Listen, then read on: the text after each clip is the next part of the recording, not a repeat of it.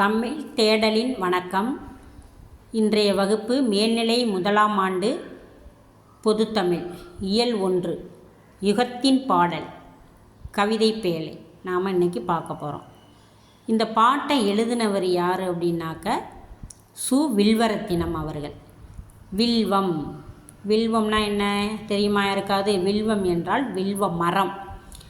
இந்த வில்வ மரம் நாம் எல்லா கோயில்கள்லேயும் நிற்கும், நாம் பார்த்துருப்போம். இதை வீட்லேயும் வளர்க்கலாம். ஏன் வீட்டில் வளர்க்கலான்னா இந்த மரத்தின் மூலமாக நிறைய ஆக்சிஜன் கிடைக்கிது, நல்லா பயன் தரக்கூடிய ஒரு மரம். இந்த இதுதான் வில்வ ரத்தினம் அவருக்கு உரிய ஒரு பொருள். இதில் இவர் யாழ்ப்பாணத்தில், இலங்கையில் இருக்க யாழ்ப்பாணம், அங்கே உள்ள புங்குடு தீவில் தான் அவர் பிறந்திருக்கிறார்.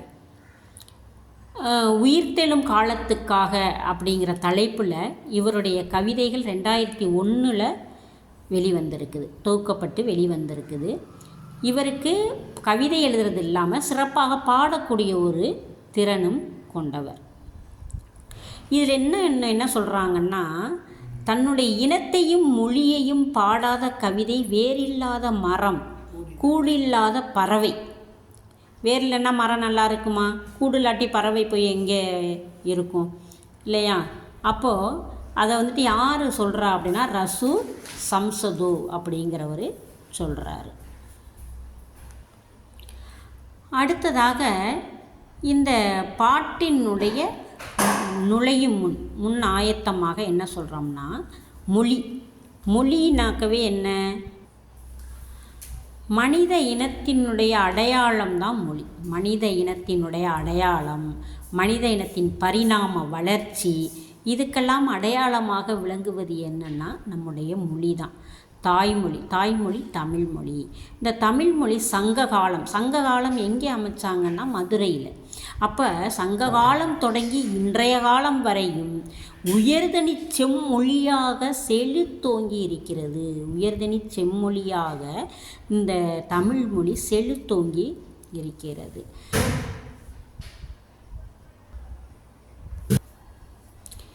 இப்போ நாம் இந்த பாட்டை பார்க்க போகிறோம். என் அம்மை ஒற்றி எடுத்த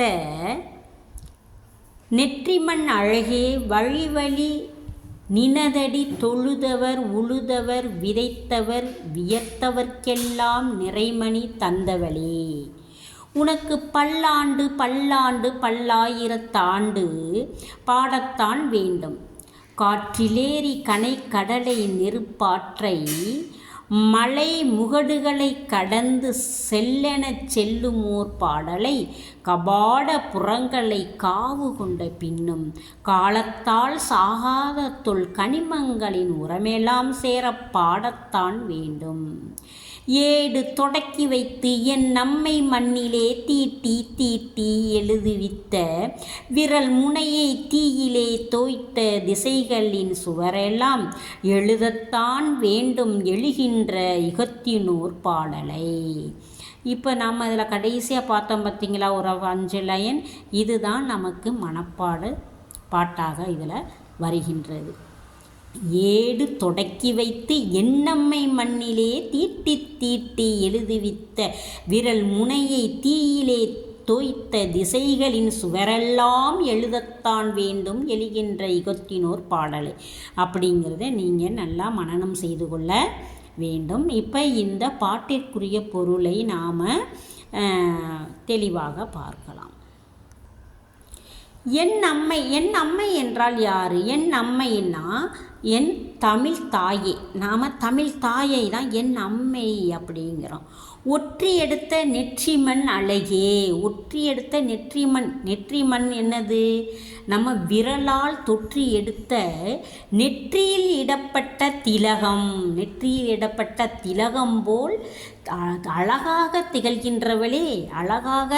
திகழ்கின்றவளே அப்படின்னு சொல்கிறாங்க. வழி நினதடி தொழுதவர் உழுதவர் விதைத்தவர் வியர்த்தவர்க்கெல்லாம். வழினா என்ன? வழி வம்சம் சொல்லுவாங்க பார்த்தீங்களா வீட்டிலெல்லாம். அதைத்தான் தலைமுறையாக உன் திருவடிகளை தொழுத தமிழ் பற்றாளர்கள், வழி வழியாக தமிழ் திருவடி தமிழை தொழுத பற்றாளர்கள், தமிழ் மொழியை அறிவாற்றல் நிரம்பியவர்கள், ஆழ உழுதவர்கள், தமிழ் மொழியை தமிழ் மொழியால் அறிவாற்றல் நிரம்பியவர்கள் என்னதான் ஆழ உழுதவர்கள், பயன் தரக்கூடிய நல்ல கருத்துக்களை இந்த நிலம்னா யார், மக்கள் மனதில் நல்லா ஊன்றி விதைத்தவர்கள். அவர்கள் என்ன பண்ணுறாங்க அப்படின்னாக்க, காலம் நேரம் கருதாது தமிழ் பயிர்களை தலை தோங்க பாடுபட்டவர்களாம்.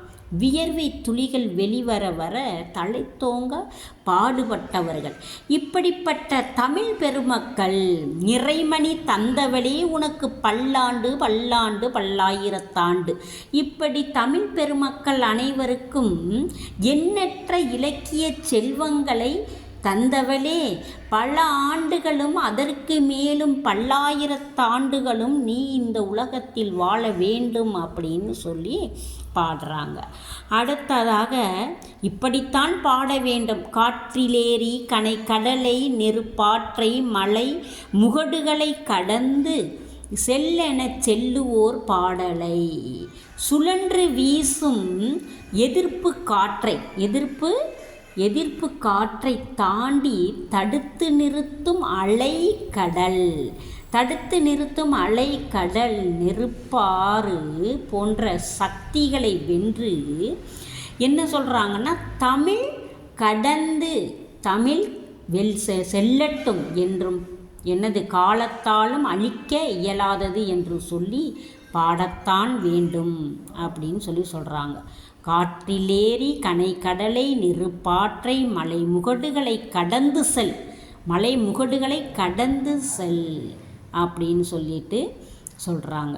கபாட புறங்களை காவு கொண்ட பின்னும், கபாட புறங்களை அப்படின்னு சொல்லி சொன்னாக்க என்ன அப்படின்னாக்கா, நம்ம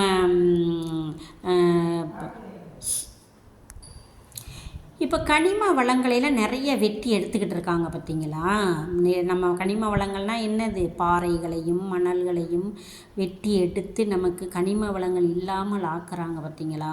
அதை தான் தொன்மையான கனிமங்களை வலிமையெல்லாம் சேர பாடத்தான், அதை வலிமையாக்கி கொண்டு வைத்து கொள்ள வேண்டும் அப்படின்னு சொல்லிட்டு அதை நாம் பாடத்தான் வேண்டும்.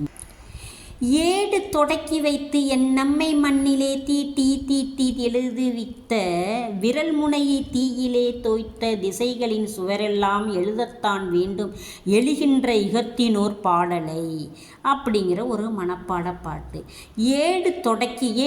ஏட்டில் தான் நாம் எழுதிக்கிட்டு இருக்கிறோம் எழுத்துக்களை.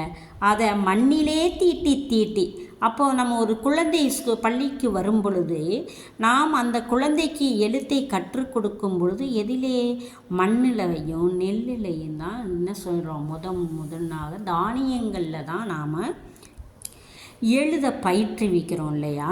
தானியங்களில் தான் எழுத பயிற்றுவிக்கிறோம். அது மாதிரி நாம் என்னது, தீ போன்ற வலிமையான சொற்களால் 8 திசைகளிலும் எழுத வைக்க வேண்டும். 8 திசைகளிலுமே நாம் என்னது, நம்ம தமிழ் மொழியை எழுத வைக்க வேண்டும். எழுதுகின்ற இகத்தினோர் பாடலாகும். அது யுகத்தில் உள்ள அனைவருக்கும் நாம் இந்த இதுகளை நாம் 8 திசைகளில் உள்ள உங்களுக்கு நாம் இதை எழுதுகின்றதை நாம் பாடலாக வேண்டும் என்று கூறி முடித்துக்கொள்கிறேன். நன்றி, வணக்கம்.